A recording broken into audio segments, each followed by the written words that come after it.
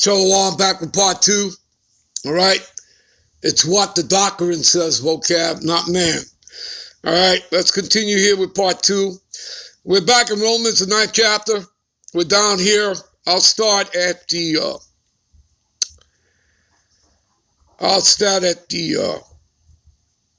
21st verse here.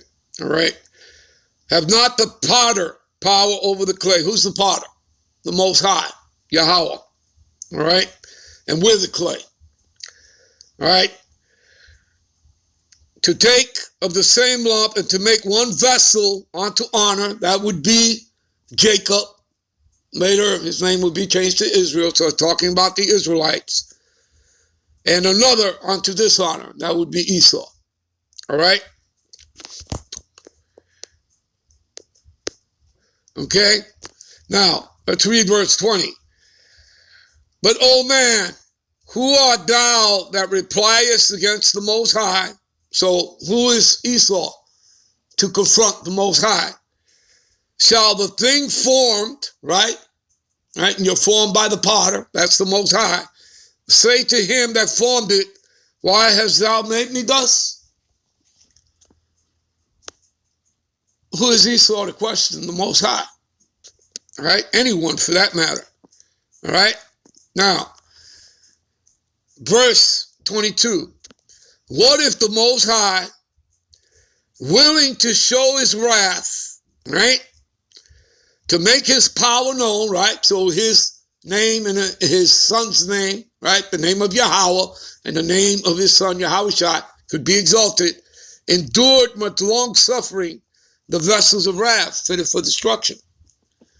And that vessel of wrath fitted for destruction is Esau, because he's the antagonist, he's the wicked.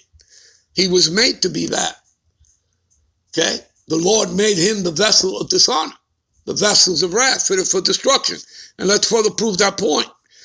Here the Lord uses an analogy of the Egyptian Pharaoh to help you to understand why the Lord created Esau. He created him for the same purpose he created the Pharaoh. He raised him up, okay, so that at the end he could destroy him, and in destroying him, his name could be exalted, him and his son's name. Let's read it. For the scripture saith unto Pharaoh, even for the same purpose have I raised thee up, that I might show my power in thee, that my name might be declared throughout all the earth. And that has a precept. Let's back it up. Joshua 9:9. Let's read it. And they said unto him, from a very far country thy servants are come because of the name of the Lord Yahweh, thy God power. For we have heard the fame of him. See, his name was exalted. And all that he did in Egypt, right? In destroying what? The Pharaoh. There you go, people. And that's what this is all about. Okay? Because many people out there, right? They're atheists, they're non-believers, they're infidels. But when Yahushua and the angels break through those clouds, and they're not coming with flowers and candy, hugs and kisses, they're coming with vengeance, with recompense. All right? To take Esau, Edom, all right, the Edomite beast system and their military, okay, and put them out of business, all right? And then, he's going to wipe them out, annihilate them. This is all over the scriptures. And then, a remnant of them that survived, they're going into chains. They're going into slavery, all right? And we'll get into that part, all right? Because vocab mentioned that. We'll get into that a little bit of that. All right, let's move on here. Give me a minute. Let's go to Revelations, the 7th chapter. All right. All right, this is Revelations, the 7th chapter. All right. And I heard the number of them which were sealed, and there were sealed 144,000 of all the tribes of the children of Israel. Let's go in the blue letter.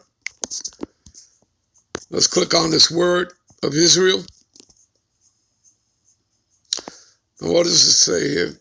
Strong Strong's G 2474, Israel.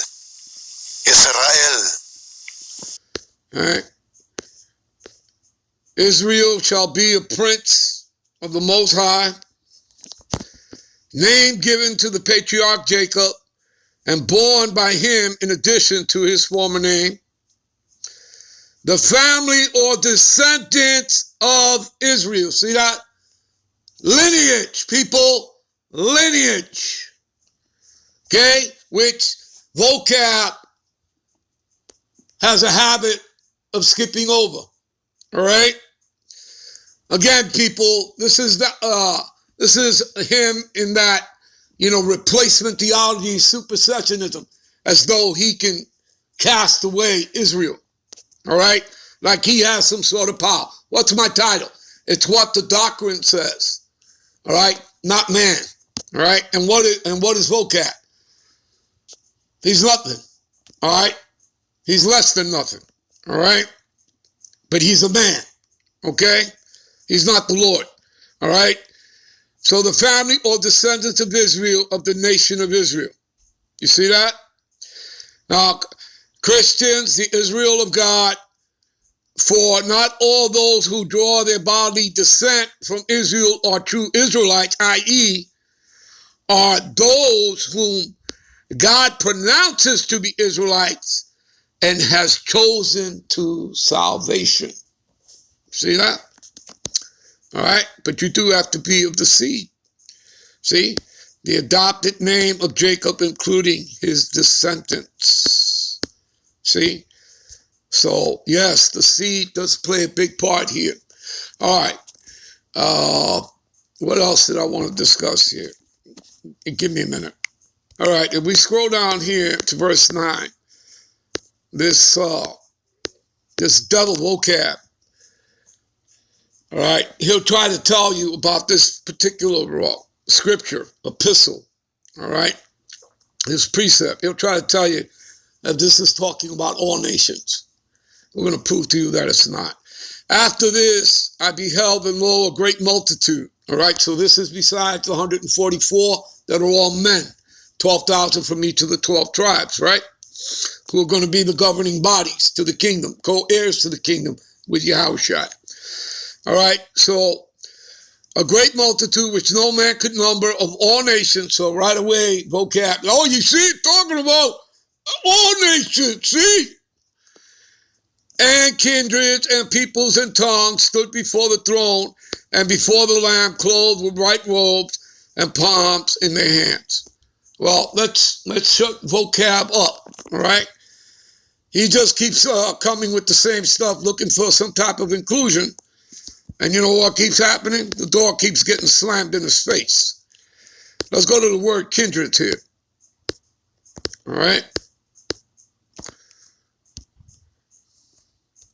Strong's G 5443, Fule.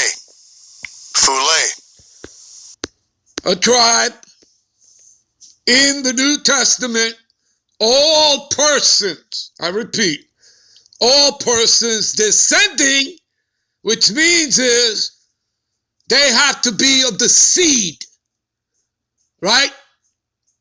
Descending from one of the 12 sons of the patriarch Jacob. See that?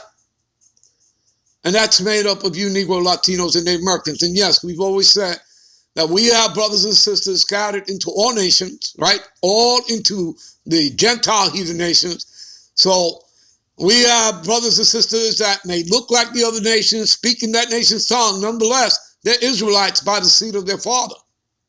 Period. Okay? We've always said that.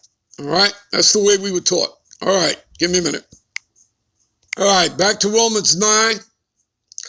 All right. And you know what? I'll go right to the point here. I'll start at verse 3. For I wish that I myself were accursed from Yahushua the Mashiach, for my brethren, my kingsmen. You go into that word kingsman, it goes into the word sangria, which means blood, so it gets into the seed, according to the flesh, who are Israelites. I repeat, who are Israelites, to whom pertaineth the adoption, the glory, the covenants, both the first and second, and the giving of the law. And that's pursuant to, for example, Psalms 147, 19 and 20. People, you can go read that for yourselves. All right? And the service of the Most High and the promises. See that? It's not talking about anybody else. All right? Okay? Hebrews, give me a minute. All right, this is Hebrews 8. You can also read what I'm about to read in Jeremiah 31:31. All right, for finding fault with them, he said, behold, the days come, saith the Lord, when I will make a new covenant with the house of Israel, that's the northern kingdom, right? 10 Indian tribes, and with the house of Judah, the southern tribe, Judah, Benjamin, Levi. Not according to the covenant that I made with their fathers in the day when I took them by the hand and led them out of the land of Egypt. Was that you, vocab? Were you amongst them? Huh? Are you part of the 12 tribes? You know you're not. All right? That's why you're working so hard on your replacement theology and supersessionism, right? Working overtime, are you? Cam, you can't get in, man. You're not the seed. All right? You're outside the temple. Okay? As we read. All right? Profane, ungodly, outside the temple. Okay? The temple of the Israelites. All right? 1 Corinthians 3:16. All right. So, because they continue not in the covenant, and I regarded them not, saith the Lord. For this is the covenant, right, which would be the second covenant, the new covenant, that I will make with the house of Israel, meaning all 12 tribes now, all right? After those days, saith the Lord, and I will put my laws into their mind and write them in their hearts, and I will be to them a God, and they shall be to me a people. There you go. Give me a minute. This is Romans, the 11th chapter, all right? And again, Apostle Paul, right? So I say then, have the Most High cast away his people? God forbid. For I also am an Israelite of the seed of Abraham, of the tribe of Benjamin. Verse 2, the Most High have not cast away his people which he foreknew. You see that? Let's go to a precept for that. Give me a minute. You know what? We'll do that when we come right back with part 3. All right? Shalom.